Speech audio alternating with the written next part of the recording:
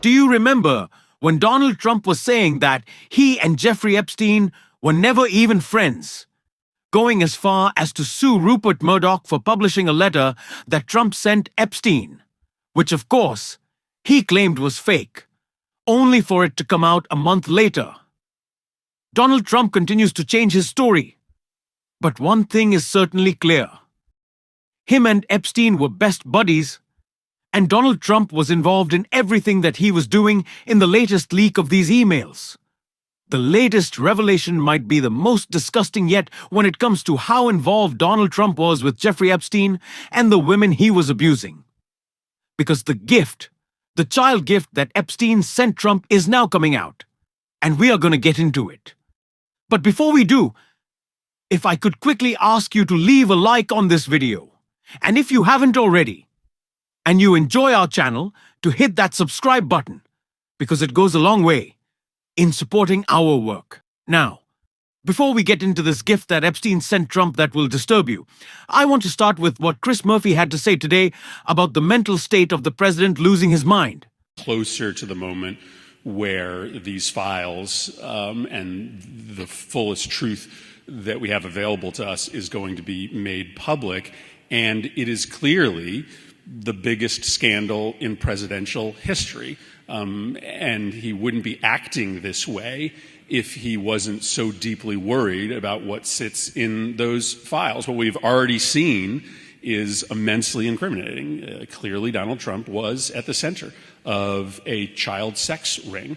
That is heartbreaking, that the President of the United States was involved in that kind of gross, craven immorality, and it stands to reason that he wouldn't be fighting so hard to spin against this story or bullying Republicans in the House to prevent the release of these files if there wasn't something especially and specifically incriminating in that information.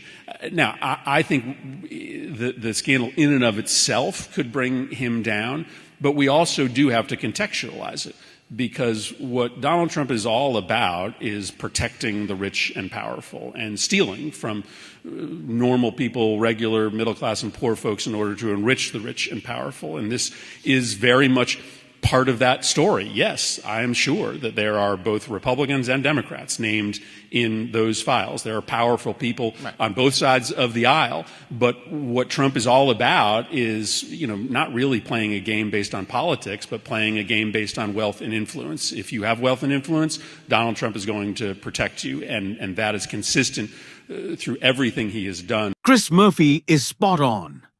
There has been no presidential scandal in modern history that comes even close to rivaling what is happening right now. And it's almost funny, if it wasn't so tragic, how outwardly panicked Donald Trump is and how much that is hurt. His ability to try and cover up the Epstein files, Donald Trump's constant freaking out and enraged posting, just goes to show that there is more to this scandal than has been revealed already. And that is why it is incredibly outrageous that Republicans will play defense for this guy, run cover for the pedophile protectors. It's what James Tallarico, who is running for Senate right now in Texas, said here. The American people deserve to know the whole truth about Jeffrey Epstein and every single powerful person who enabled him. Every name, every flight log, every cover-up, all of it. The White House and congressional Republicans are hiding the Epstein files. Why? These are the same politicians who call librarians groomers, who call their political opponents pedophiles. And to be clear, if there is a Democrat on that list, I will be the first to call for their prosecution. Because if there's one thing we should all be able to agree on, Democrats and Republicans, conservatives and progressives, it's that no one, including the President of the United States, should be able to cover up crimes against children. This shouldn't be partisan. It really shouldn't be. And it's funny because it is in the media as well. On Tuesday, the New York Times said that these emails were released. The Wall Street Journal said the Democrats released these emails, and Fox, of course, said nothing. The only partisan coverage should be that Republicans are trying to block these emails and that Democrats actually care. But honestly, this should be an issue that everyone cares about because it is.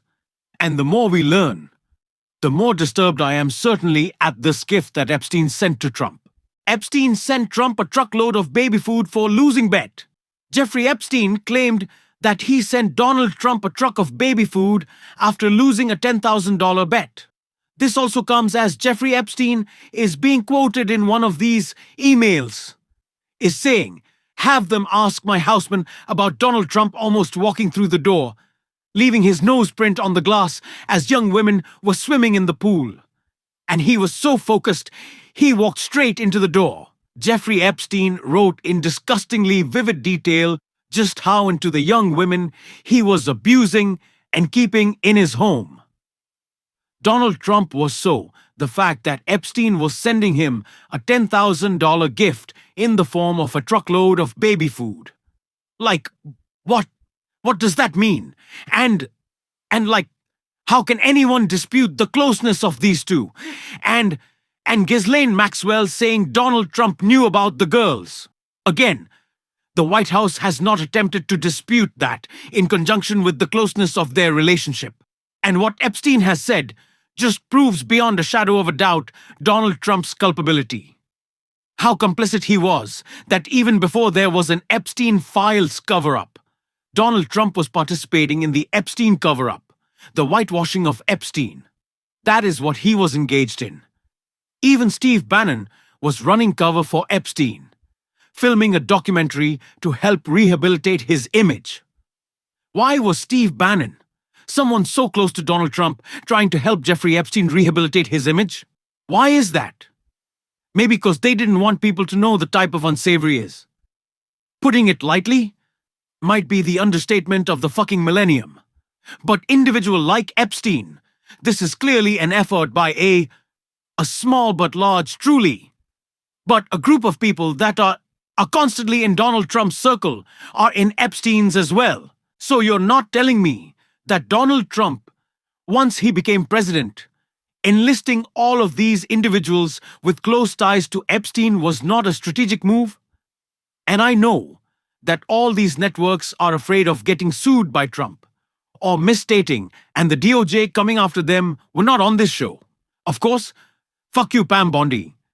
But I just see whenever they're doing an interview, whenever they're talking about Epstein, they just have to do this like little preview, and they have to, say, well, for legal reasons, we can't say this and that. We have to first say the blah, blah, blah, blah, blah. But I don't know why no one's coming out and just saying, but did Trump kill him? I know that question has been raised. But why isn't that the question everyone's saying? What's in these Epstein files? What could be in these Epstein files? Meghan R. Kelly, I think is what we'll start calling her now. Meghan R. Kelly. I think that's a good nickname. But does the Epstein files also show that Trump killed him? I don't know. But I feel like we need to ask more targeted questions. And that's the way we have to frame this. And that's not conspiratorial. That's a question. And if you want it answered, release the damn files. But everything seems to be the beating around the bush. And I think we should just get straight to the point. And Jamie Raskin agrees, because he's asking the tough questions right here. You were trying to get Todd Blanche to actually deliver testimony to your committee. It seems that tweet, with him willing to identify for you what isn't in the Epstein files, is at least the beginning of possibly valuable testimony. Well, that's right. All these emails, of course, completely debunk and discredit what Ghislaine Maxwell told Todd Blanche when he went over and engaged in that sweetheart interview with her. Now his defense to this, we didn't have all of the emails from the Epstein estate. First of all, I find that almost impossible to believe. If you look at the index of what was seized by the FBI, it includes 40 computers from Jeffrey Epstein, 26 storage drives, for a total of I think it's more than 300 gigabytes of material. So the idea that his emails weren't in there is ridiculous. And of course, they probably didn't look. If they were in there, they never looked for them, because the very first thing they did when they took over the Department of Justice was they summoned all of the prosecutors' materials that had been assembled over the years, and they declared the case over. They shut it down before they looked at anything. But let's assume that he knew what he was talking about and he was telling the truth, that they were not in there. Obviously, the thing to do now is to say, okay, we're going to have a second round of interviews with the witness here, with Ghislaine Maxwell, now that we have all of these emails that completely debunk and undermine what it was she was saying. But they're not going to make any movement in that direction, of course, because they just want the whole thing to go away. And all of it invites the question, in what capacity has he been acting? Is it as Donald Trump's personal criminal defense lawyer, or is it as the Deputy Attorney General of the United States, who's interested in protecting victims and future victims from a billion-dollar child sex predator ring that operates or operated or has operated all over the world? And so, maybe he was operating as Donald Trump's emissary to determine, one, that she would say nothing untoward about Donald Trump, and two, to see whether she was going to be cooperative enough to actually merit a pardon from Donald Trump. So he's acting kind of like a pardon attorney. Well, he obviously will do anything that Donald Trump tells him to do. I think what it is that Congress needs to do at this point is to say that we completely oppose a pardon for this convicted child sex offender who continues to lie about both Jeffrey Epstein and... Thank God we have Democrats like Jamie Raskin and Robert Garcia, Rokana, Jasmine Crockett, who have been beating this drum so loudly and so consistently. Donald Trump really thought that he could shut down the government for 8 weeks, and now it would silence all of us. It did not work, and in fact, it made it worse. And it only made me want to cover the story more, which we will be doing every single day on this show. If you want to support that, as always, you can hit that subscribe button, leave a like on this video. If you stuck around to the end, drop a blue heart in the comments. Also, if you want to support the show in another way, you can follow me on Instagram or on Twitter at JD Cottarella. Give me a shout on Twitter. Say what's up. Let me know you're watching the show. I always love to see y'all shouting out the show on Twitter or Blue Sky. Keep on fighting, y'all. Don't let him silence you, and until next time, I'll see you soon.